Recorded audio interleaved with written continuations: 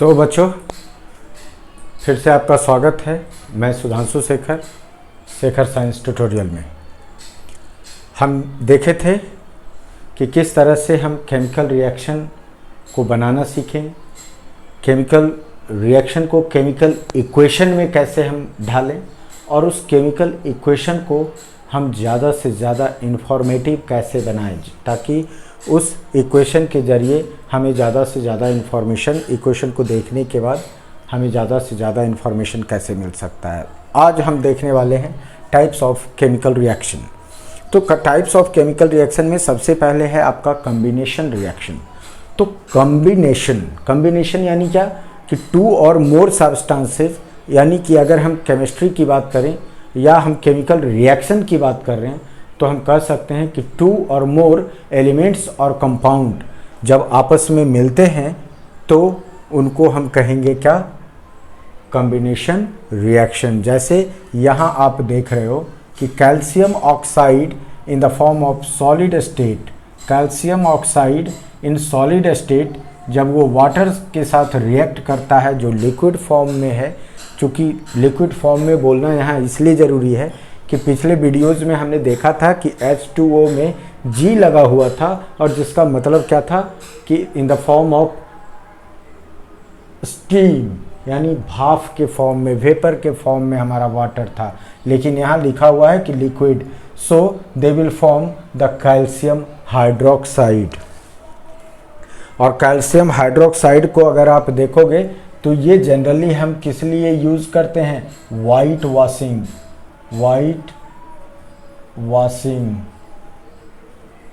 Of wall, दीवार में चूना करने के लिए हम स्लैक्ड लाइम यानी कैल्शियम हाइड्रोक्साइड को यूज़ करते हैं।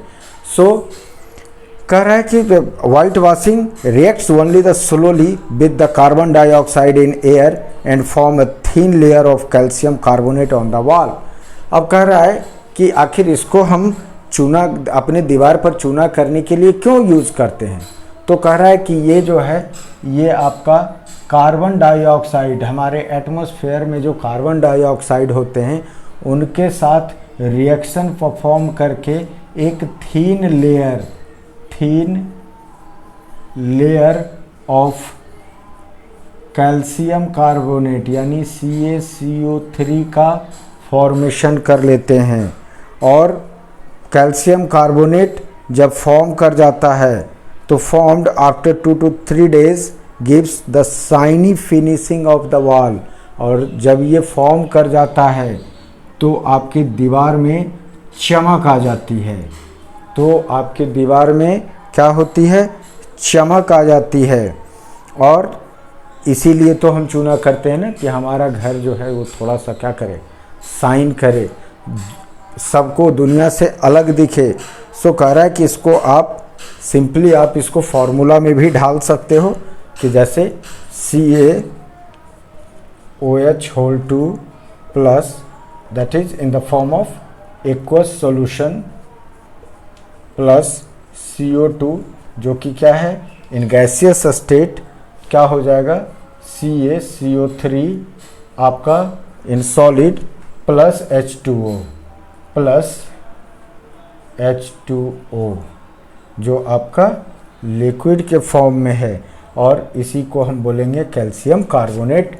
यानी कि आप देखते हो कि जो वाइट वॉशिंग यानी कि उसको हम बोलते हैं वाइट सीमेंट।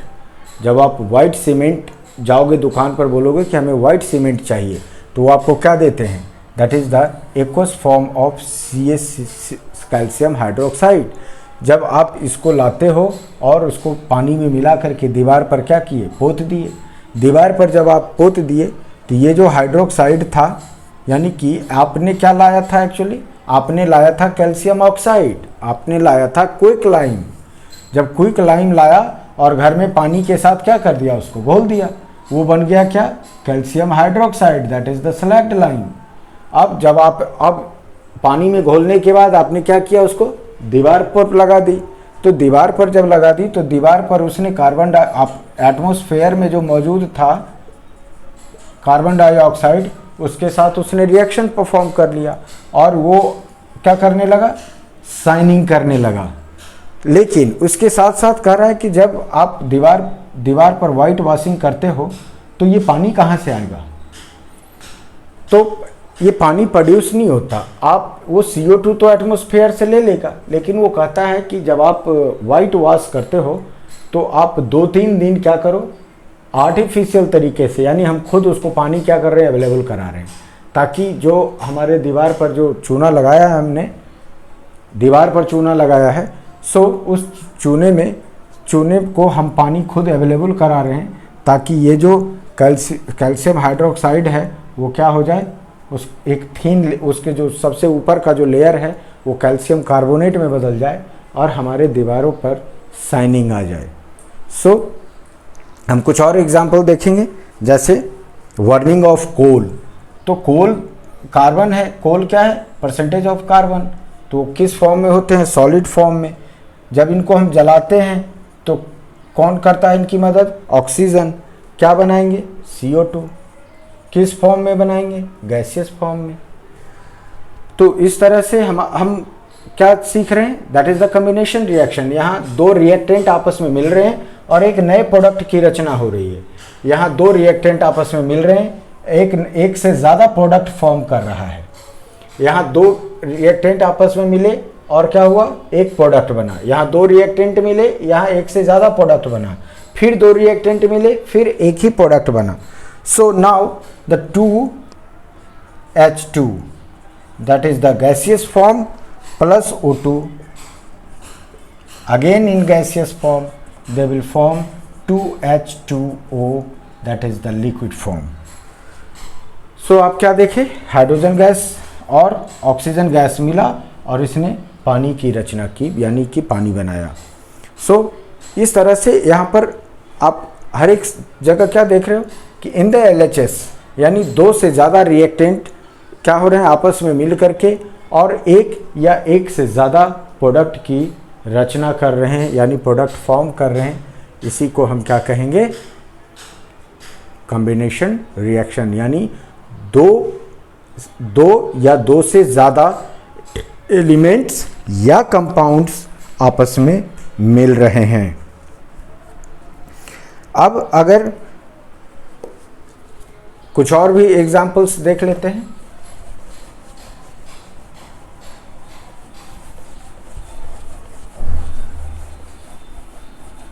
अब जैसे हम अगर बात करें तो हमारे शरीर में भी कई तरह के एंजाइम्स फॉर्म करते हैं और ब्रेक करते रहते हैं। तो उसी में से हम एक देखते हैं कि जैसे हमने अभी थोड़ी देर पहले देखा था कि ग्लूकोज फॉर्म कर रहा था, तो हम वो ग्लूकोज कहाँ चला गया, हमारे शरीर में, दैट इज़ द C6H12O6। ये जो ग्लूकोज है ये हमारे सेल के माइटोकॉन्ड्रिया में जाकर के रिएक्शन परफॉर्म करता है, किसके साथ, ऑक्सीजन के साथ। किस फॉर्म में है ये ऑक्सीजन, ये ब्लड में घुला हुआ एक्वस फॉर्म में। क्या रचना करेगा, दैट इज़ द 6CO2, यानी ये आपको पता है कि आप ऑक्सीजन लेते हो और कार्बन डाइऑक्साइड छोड़ते हो, तो 6CO2 किस फॉर्म में फॉर्म करेगा, that is the aqueous form में, प्लस 6H2O प्लस 6H2O, वहाँ आपका वाटर भी बनेगा और प्लस बहुत सारी एनर्जी बनेगी। किस फॉर्म में, इसी को तो हम कहते हैं ATP के फॉर्म में। लेकिन वो ATP हमारा बायोलॉजी का मैटर है। अभी फ़िलहाल हम यही देखें कि यहाँ दो रिएक्टेंट आपस में मिले और दो से ज़्यादा प्रोडक्ट क्या कर दिए, तैयार कर दिए। ATP भी क्या है, एक खास तरह का ATP मॉलिक्यूल है, that is the type of proteins. यहाँ पर इन्होंने कार्बन डाइऑक्साइड फॉर्म किया, वाटर फॉर्म किया और कुछ प्रोटीन्स यानी कि एनर्जी के फॉर्म में, जिसको हम एनर्जी के रूप में यूटिलाइज करते हैं। हमारे सारे एक्टिविटी, हमारे बॉडी के सारे एक्टिविटी इसी एनर्जी के ऊपर चलते हैं।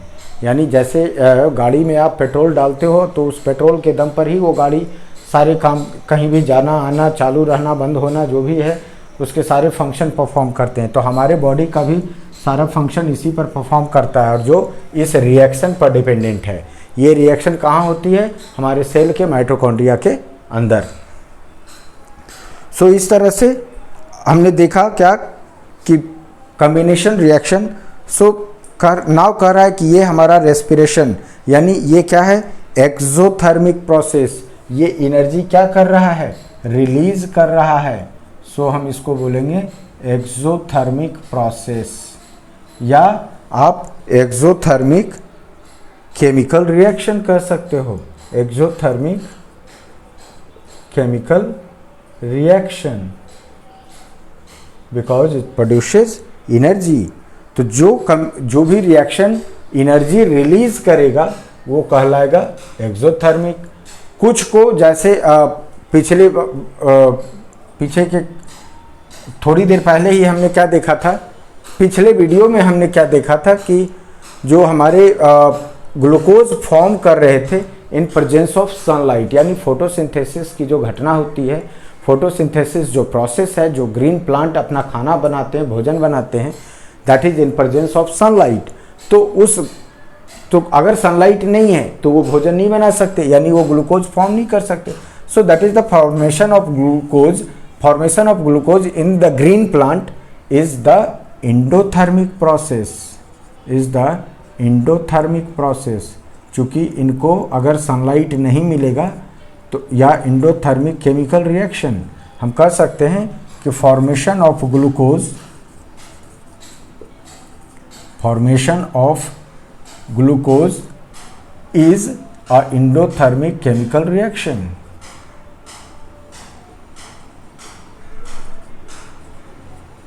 Is a endothermic chemical reaction. So glucose का फॉर्मेशन जो है, जो ग्रीन प्लांट फोटोसिंथेसिस करके ग्लूकोज बनाते हैं, that is a endothermic chemical reaction.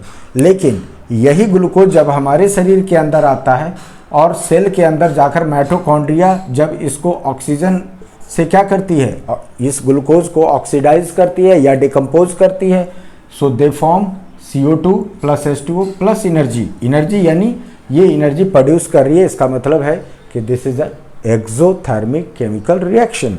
So आपने ये भी देखा कि हमारा जो केमिकल इक्वेशन है उससे ये भी पता चल रहा है कि कौन सा रिएक्शन हमारा एनर्जी प्रोड्यूस कर रहा है और कौन से रिएक्शन को एनर्जी की ज़रूरत है।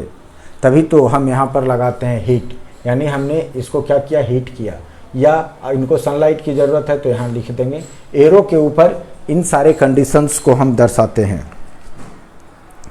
So this is the respiratory process, ये हमारे बॉडी का एनर्जी गेटिंग प्रोसेस है, यानी हमें एनर्जी जिस रिएक्शन से मिलती है उस रिएक्शन को हम शो कर रहे हैं।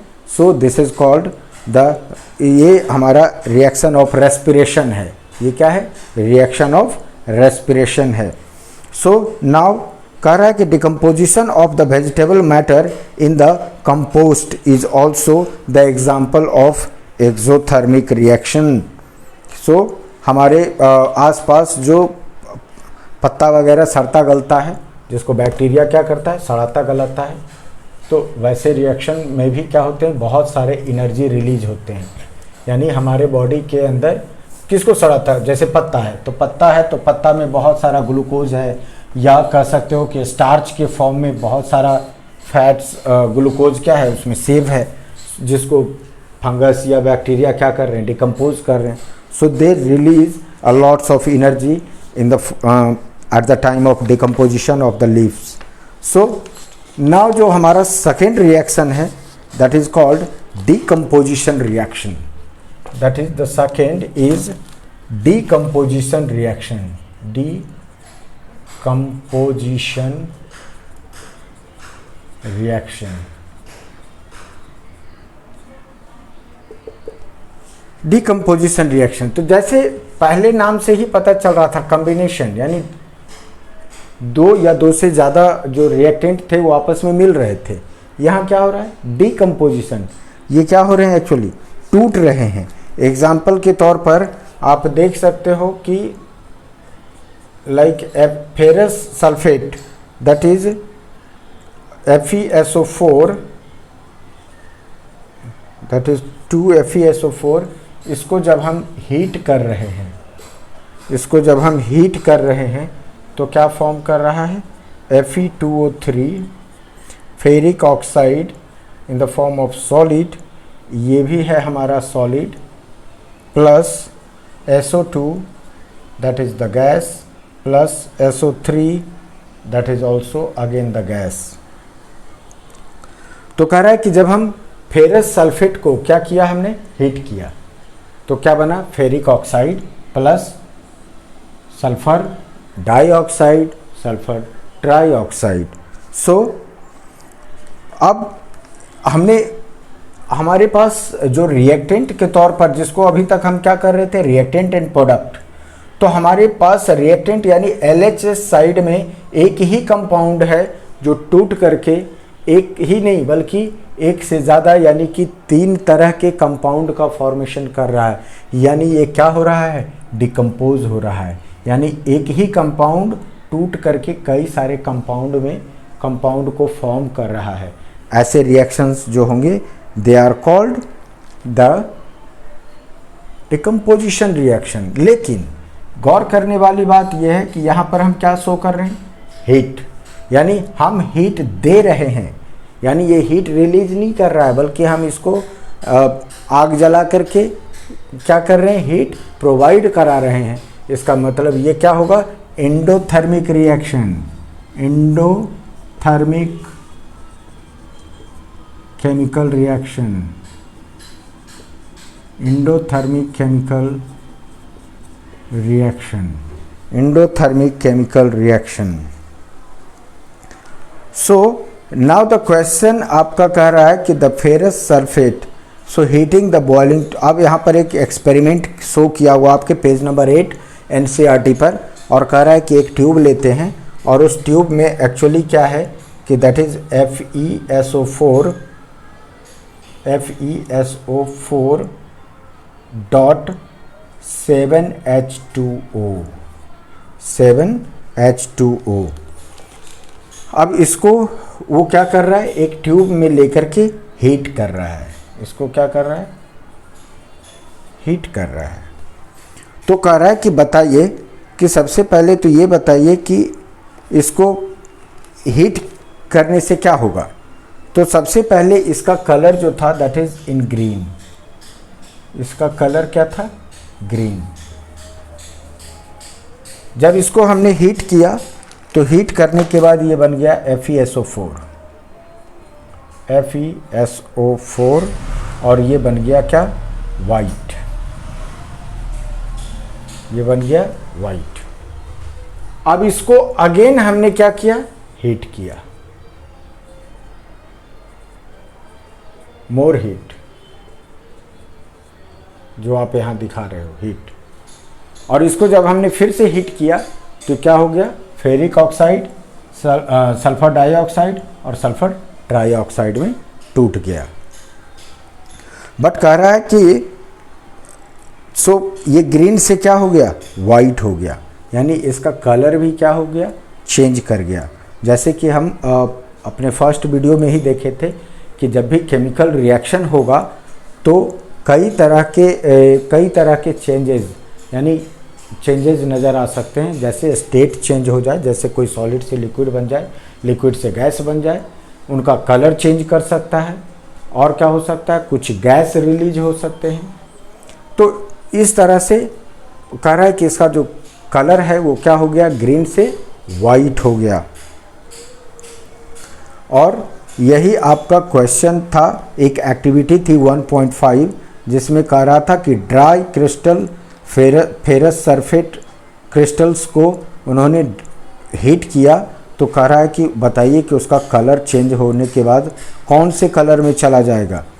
सो even the ferrous sulphate crystals, so can you smell, so there is no smell. Actually smell तो हाँ स्मेल आया किसका, कि जो गैस बन रहे थे वहाँ सल्फर डाइऑक्साइड और ट्राइऑक्साइड, उनका स्मेल, यानी सल्फर का जो जलने का जो नॉर्मल, सल्फर का क्या हो रहा है, ऑक्सीडेशन हो रहा है, सल्फर ऑक्सीजन के साथ जुड़ रहा है। तो सल्फर जलने के बाद जिस तरह का स्मेल प्रोड्यूस करता है उसी तरह का कैरेक्टरिस्टिक स्मेल जो है वो हमें महसूस हुआ। सो इस एक्टिविटी का हमने सॉल्व कर लिया। नाउ कह रहा है कि अगेन दूसरा एग्जाम्पल देखते हैं। जैसे CaCO3 कैल्शियम कार्बोनेट, CaCO3, इसी को आप क्या बोल रहे थे, limestone. CaCO3 that is the limestone. Limestone ये कुछ अलग नाम है, इसलिए हमने साइड में लिख दिया है ताकि आपको समझने में बाद में सुविधा हो, आपको प्रॉब्लम ना हो। इसी को हम कहते हैं लाइमस्टोन। इसको हमने क्या किया, हीट किया। इसको हमने अगेन हीट किया। हम क्या देख रहे हैं, जितने भी रिएक्शंस हैं जो डिकम्पोजिशन रिएक्शन है, एक्चुअली उनको बाहर से हीट प्रोवाइड कराने की ज़रूरत पड़ती है और तब जा कर के वो एक्चुअली टूटते हैं। तो क्या टूटेगा, ये calcium oxide that is in the form of solid called quick lime. इसी को हम क्या कहते हैं, क्विक लाइम। वहाँ हमने लिखा है calcium oxide plus CO2 that is in the form of gas and calcium oxide is in the form of solid. So हमने क्या देखा कि अगेन CaCO3 यानी कैल्शियम कार्बोनेट को जब हमने हीट किया तो ये एक कंपाउंड था वो टूट करके और एक से ज़्यादा कंपाउंड में क्या हो गया, डिवाइड कर गया, डिकम्पोज कर गया। तो इस तरह के जो रिएक्शन है, इसकी एक ही कंपाउंड अगर एक या एक से ज़्यादा, एक में तो टूट करके क्या, एक में कैसे टूटेगा, जब भी टूटेगा तो दो या दो से ज़्यादा कंपाउंड में, जैसे यहाँ हमारा फेरस सल्फेट जो था वो क्या हुआ, ferric oxide, sulphur dioxide, sulphur trioxide, यानी दो या दो से ज़्यादा प्रोडक्ट में जब टूट जाता है, हमारा एक कंपाउंड जब दो या दो से ज़्यादा कंपाउंड में टूटता है, उसी को हम क्या कहेंगे, डिकम्पोजिशन रिएक्शन। मुझे नहीं लगता कि समझने में कोई प्रॉब्लम था। कॉम्बिनेशन में क्या था कि दो या दो से ज़्यादा मिल करके एक या एक से ज़्यादा प्रोडक्ट प्रोड्यूस कर रहे थे। ठीक उल्टा कर देंगे कि यहाँ क्या था कि एक जो कोई कंपाउंड था हमारा वो टूट करके दो या दो से ज़्यादा प्रोडक्ट में कन्वर्ट हो गया। तो जैसे अगर कॉम्बिनेशन रिएक्शन की बात करें तो कॉम्बिनेशन रिएक्शन में क्या था कि दो रिएक्टेंट मिल करके दो या दो से ज़्यादा एक या एक से ज़्यादा प्रोडक्ट बना रहे थे, और यहाँ क्या है कि एक कंपाउंड टूट करके दो या दो से ज़्यादा, मैं थोड़ा सा पानी पी लूँ।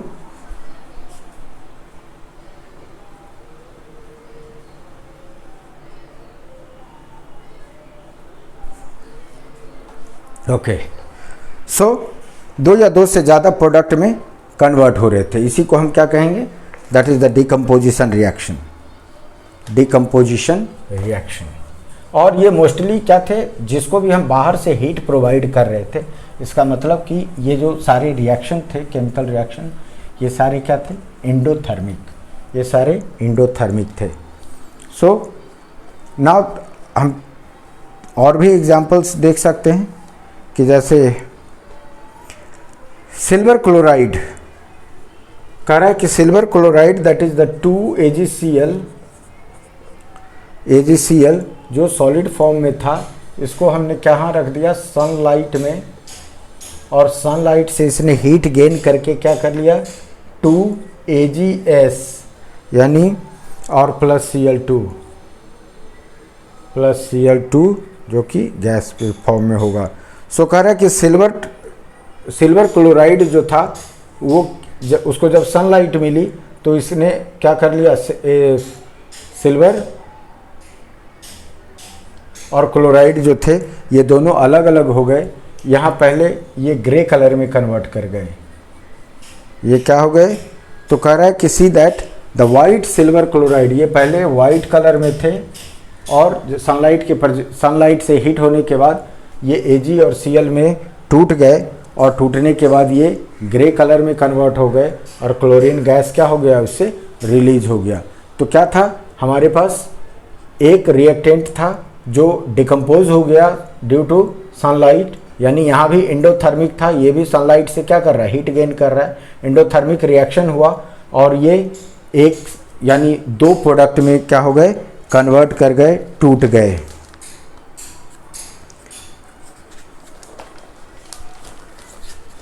इस तरह से अब हम लोग देखेंगे डिस्प्लेसमेंट रिएक्शन।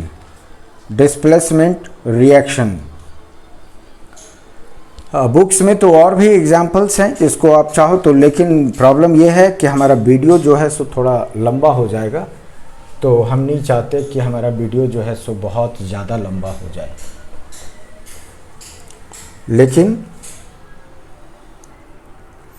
आप चाहो तो यहाँ कह रहा है कि टू कैरी आउट द, एक एक्टिविटी है, उस एक्टिविटी को हम देख लेते हैं। तो कह रहा है कि barium hydroxide, take 2 gram of barium hydroxide, that is the barium hydroxide यानी BaOH प्लस 2 NH4Cl यानी अमोनियम क्लोराइड। तो क्या फॉर्म करेगा, तो यहाँ पर सिंपली फॉर्म करेगा BaCl2 प्लस H2O और प्लस NH3। तो यहाँ भी हम क्या देख रहे हैं कि ये भी आपके डिकम्पोजिशन रिएक्शन को ही सपोर्ट कर रहा है। यहाँ हम मिला, एक्चुअली हमारे पास रिएक्टेंट जो है ये कम्बिनेशन हो रहा है और यहाँ क्या हो रहा है, डिकम्पोजिशन हो रहा है। यानी हम नंबर ऑफ प्रोडक्ट की जो संख्या है वो नंबर ऑफ रिएक्टेंट से क्या है, ज़्यादा है। 2 तरह के रिएक्टेंट थे और 3 तरह का प्रोडक्ट है। लेकिन पूछ रहा है कि दिस इज़, ये क्या है, एंडोथर्मिक है या एक्सोथर्मिक है। तो ऑब्वियसली ये इसको हम क्या लिखेंगे, एंडोथर्मिक। इसलिए लिखेंगे एंडोथर्मिक बिकॉज ये 2 थे और 3 तरह के प्रोडक्ट में कन्वर्ट हो रहे हैं। इस तरह से हम अब आगे बढ़ते हैं। Displacement reaction. कह रहा है कि डिकम्पोजिशन रिएक्शन जितने भी थे, हमने क्या देखा कि मैक्सिमम जो रिएक्शन थे they need energy from the outside, they require energy either in the form of heat, light और electricity to break down the reactants in which the energy is absorbed. और बस यानी कि इन जितने भी डिकम्पोजिशन रिएक्शन थे इनको हीट, लाइट या करेंट, इनको क्या चाहिए था, हीट, लाइट और आगे आप पढ़ोगे कि करंट की भी ज़रूरत पड़ती है, जिस प्रोसेस को हम कहते हैं इलेक्ट्रोलाइसिस। इस प्रोसेस को हम क्या कहते हैं, इलेक्ट्रोलाइसिस। जैसे वाटर से अगर आप करंट पास कराओगे तो वाटर के जो कंस्टिट्यूएंट एलिमेंट है that is the hydrogen and oxygen, वो आपस में क्या होंगे, टूटना शुरू कर देंगे, नाउ डिस्प्लेसमेंट रिएक्शन। तो डिस्प्लेसमेंट का मतलब ही क्या है कि डिस्प्लेसमेंट का मतलब ये है कि एक को हटा करके दूसरा का बैठ जाना, दैट इज डिस्प्लेसमेंट रिएक्शन यानी डिस्प्लेस करना। हम थोड़ा लेट आए लेकिन हम जहाँ डेली बैठते थे क्लास में वहाँ कोई बैठा हुआ था, उसको धक्का दिए और वहाँ बैठ गए, यानी कि उसको हमने अपनी जगह से हटा करके और हम वहाँ बैठ गए। जैसे एग्जाम्पल के तौर पर कॉपर सल्फेट, तो that is CuSO4 plus iron, तो क्या होगा, iron sulphate plus copper, iron sulphate. यहाँ पर क्या हो जाएगा, FeSO4 प्लस Cu,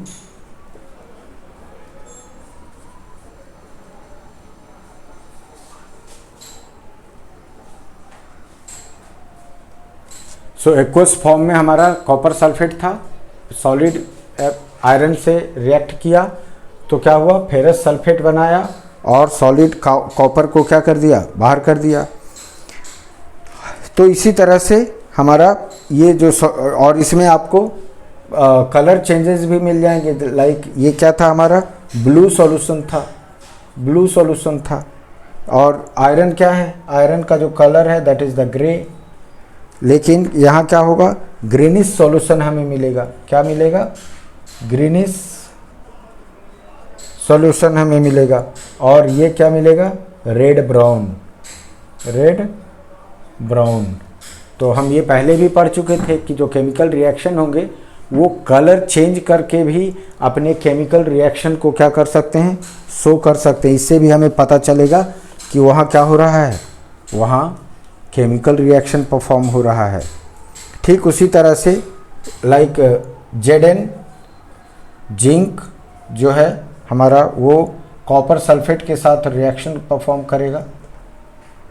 सो CuSO4 एक्वस फॉर्म में कॉपर सल्फेट के साथ रिएक्शन किया, क्या बनाया, जिंक सल्फेट एक्वस फॉर्म में, और प्लस कॉपर को क्या कर दिया, इसने भी बाहर कर दिया। अब यहाँ पर मायने रखता है हमारा रिएक्टिविटी सीरीज।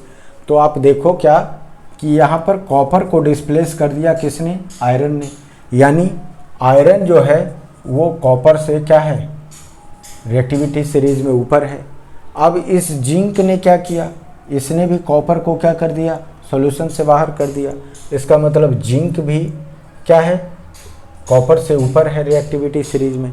यानी डिस्प्लेसमेंट रिएक्शन इस चीज़ पर डिपेंड करेगा कि कौन सा एलिमेंट किससे ज़्यादा रिएक्टिव है। यानी जो मोस्ट रिएक्टिव एलिमेंट होंगे वो मैक्स अपने नीचे आने वाले लिस्ट रिएक्टिव एलिमेंट को क्या करेंगे, डिस्प्लेस कर देंगे। सो अगर आप डिस्प्लेसमेंट रिएक्शन को याद रखना चाहते हैं तो बहुत ज़रूरी है कि आप रिएक्टिविटी सीरीज को बिल्कुल ध्यान में रखें। रिएक्टिविटी सीरीज में हम आपको थोड़ा बहुत हेल्प कर सकते हैं कि जैसे सबसे ऊपर आपका potassium, then sodium, then calcium, then magnesium, ये चार तो आप बिल्कुल याद रखें because this four are the most reactive. Then aluminium आ गया आपका, जिंक आ गया, देन आपका आयरन आ जाएगा, then nickel, iron cobalt and nickel आप शायद पढ़े होंगे, टीन, देन आपका सीसा आ गया Pb, then hydrogen and then copper, then आपका मरकरी, देन आपका silver and gold, that is the Ag and Au।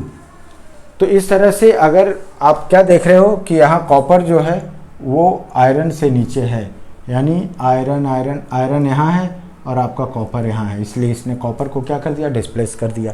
Zinc के केस में भी देखोगे तो जिंक भी आपका ऊपर है और कॉपर नीचे है, तो जिंक ने कॉपर को क्या कर दिया, डिस्प्लेस कर दिया।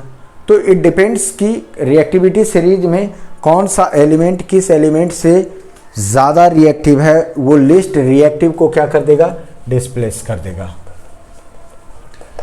और उसकी जगह पर खुद उस सॉल्यूशन का हिस्सा बन जाएगा और उसको सॉल्यूशन से बाहर कर देगा, उसको सॉल्यूशन से बाहर कर देगा।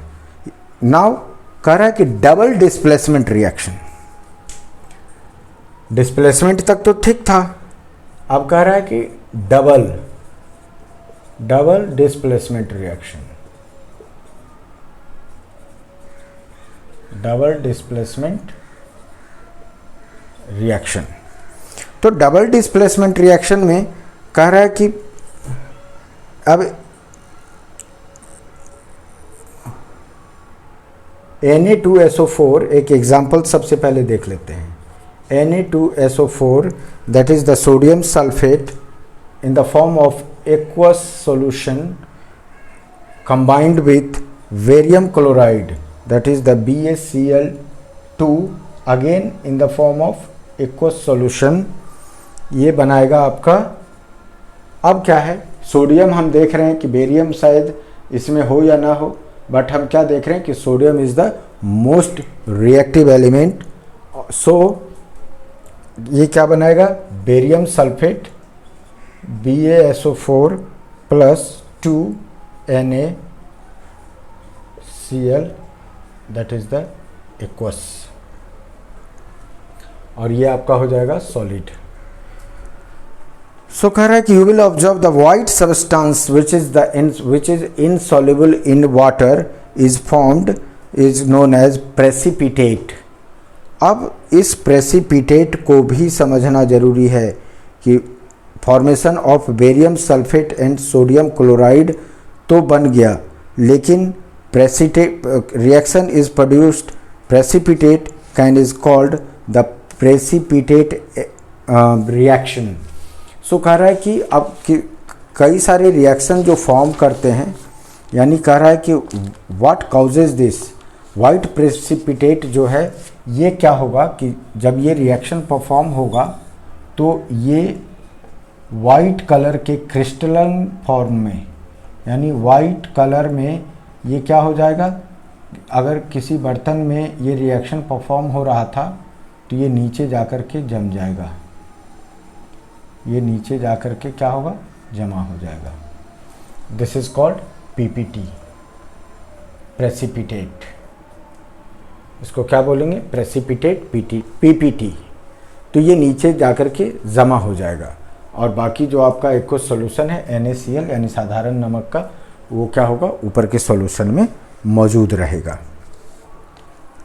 सो कह रहा है कि by the form of SO2 4- and Ba2, so the other product of the sodium chloride which remains in the solution, और NaCl जो है वो सॉल्यूशन में बना रहेगा। तो यहाँ कह रहा है कि ये जो डिस्प्लेसमेंट हुआ वो एक्चुअली आप क्या देख रहे हो कि Na जो है वो Cl के साथ डिस्प्लेस हो गया और Ba जो है सो SO4 के साथ डिस्प्लेस हो गया। तो आपस में जो दोनों ही रिएक्टेंट थे, इन दोनों ने ही क्या किया कि अब सपोज करो कि यहाँ सोडियम जो था that is the most reactive element, sodium ने क्या किया, उस Ba को वहाँ से हटा करके और क्लोरीन के साथ खुद का जो सॉल्ट फॉर्मेशन है उसने सॉल्ट का फॉर्मेशन कर लिया। तो स्वाभाविक है कि Ba को वहाँ से हटना पड़ा और जो SO4 बच गया उसके साथ उसने आकर के क्या कर दिया, वाइट प्रेसिपिटेट, यानी कि उस सॉल्यूशन से अलग हट करके यानी नीचे पेंदी में जा कर के बैठ गया। उसी को हम क्या कहेंगे, प्रेसिपिटेट रिएक्शन। सो कह रहा है कि precipitate is formed. Now again आपका एक एक्टिविटी है और उस एक्टिविटी में कह रहा है कि द लेड नाइट्रेट, चूंकि एक्टिविटी है तो इसको देख लेना जरूरी है। तो लेड नाइट्रेट क्या होगा, that is PbNO3 whole 2 plus कह रहा है कि पोटेशियम आयोडाइड ये यानी KI ये आपस में क्या किए, रिएक्शन परफॉर्म किए। तो क्या होगा, तो कह रहा है कि PbI2 और प्लस 2KNO3। तो चूंकि हम यहाँ देख रहे हैं कि K जो है सो सबसे ज़्यादा रिएक्टिव, पोटेशियम जो है वो बहुत ज़्यादा रिएक्टिव एलिमेंट है। तो K क्या किया कि यहाँ से जो NO3 जो हमारा नाइट्रेट फॉर्म था उसको उसने छीन लिया, नतीजा Pb अकेला बच गया। तो Pb ने क्या किया, आयोडीन के साथ रिएक्शन, Pb ने आयोडीन के साथ रिएक्शन कर लिया और यहाँ पर क्या बना, यहाँ पर बना आपका लेड आयोडाइड, यानी कि ये लेड आयोडाइड ये आपका LOPPT के फॉर्म में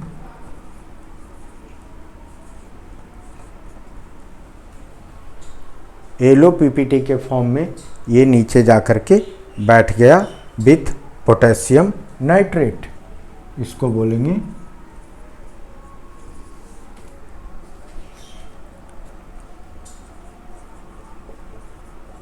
पोटेशियम नाइट्रेट।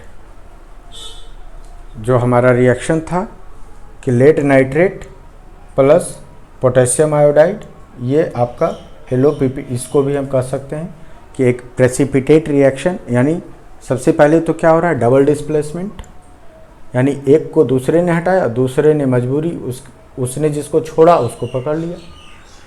तो इस तरह से ये जो रिएक्शन है that is the double displacement reaction. तो इस तरह से आपका टाइप्स ऑफ रिएक्शन खत्म हो चुका है। अब इसमें हम आने वाले वीडियोज़ में देखेंगे oxidation and reaction. So thank you. अगर अगर आपको हमारा ये वीडियो पसंद आया, आप NCERT पढ़ करके देखो। अगर आपको लगता है कि हम वाकई NCERT क्लियर कर पाए हैं तो हमारा ये प्रयास सफल होगा, और आपको पसंद आता है तो लाइक करें, सब्सक्राइब करें। Thank you.